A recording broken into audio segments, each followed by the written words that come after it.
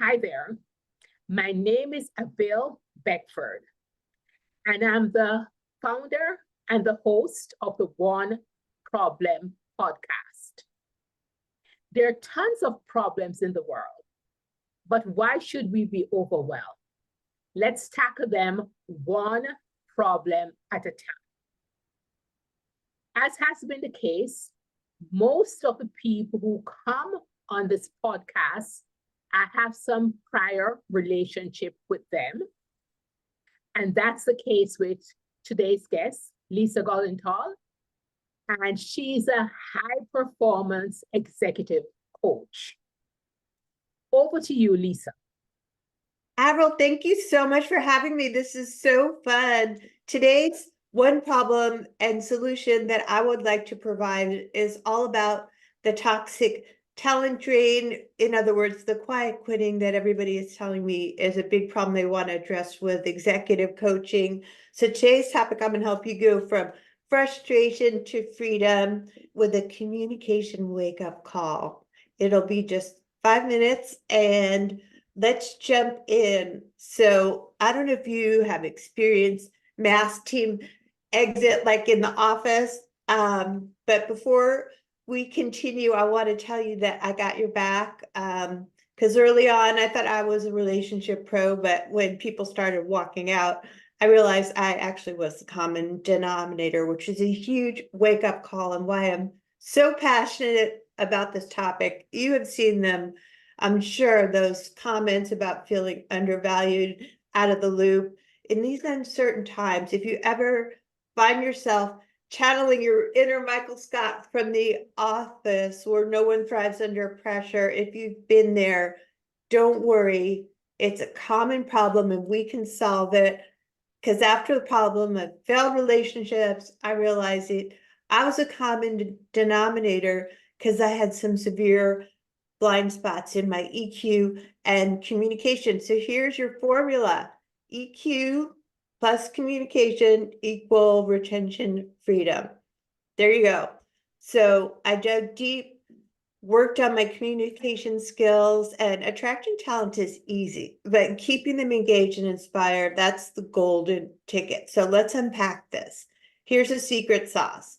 EQ, emotional intelligence, understand what drives your team, know their aspirations. When you can connect on a personal level, they feel valued, even in today's VUCA environment. Volatile, uncertain, complex, ambiguous, hyper-competitive. So you have to foster these deep connections, especially with remote teams. So I want to know how you guys are doing this. One great communication example I would like to share with you, because clear communication and consistent and open dialogue is crucial. Everyone wants to understand their role, their progress, and the direction of the organization. So open communication creates a sense of belonging that everybody wants and a sense of purpose. Obviously, wouldn't you prefer to work with a visionary leader rather than just feel like another cog? That's part of the problem. People need to feel connected to the bigger picture, although be disengaged, check it out with other options. And I want to know if this is a problem that you're experiencing right now. One quick communication mastery tip that I love is to ask for clarity. If someone asks you a question, just state it back to them and see if you got it right. So if I'm hearing it correctly, what you're saying is, so people want to feel heard, repeat back what they said and ask them to clarify, and then just say, is that right? That simple tool can help you. And the last tip I have for your audience is something I'm passionate about because I have experienced it on the other end of the spectrum, which is emotional regulation. Leadership isn't about being emotionless. It's about managing your feelings effectively. So staying composed under pressure sounds easy, but not in these disruptive times. Assures and secures your team. How do you keep your cool? Well, again, the technique that I taught you today is to repeat back what was said. This buys you some time to compose your response. So the gap between the stimulus and the response is your mindset. You have to have a growth mindset, not a fixed mindset, like, oh, we've always done it that way, and this is the way it's supposed to be. We have to start learning in this world that we don't all think the same, but we have to hear the other person, and that doesn't mean you agree with them.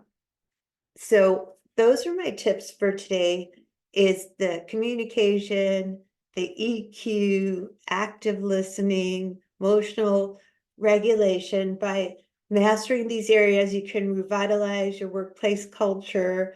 And with the CEOs I've worked with, attrition dropped and retention rates climbed. So those are my hot tips for today on building a better, more engaged, less quiet quitting team. Thank you so much.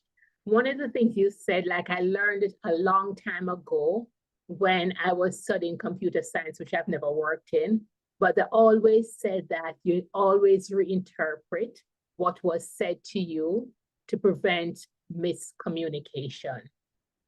And that works wonder. So thank you so much, Lisa, and have a good day. Thank you, Avril.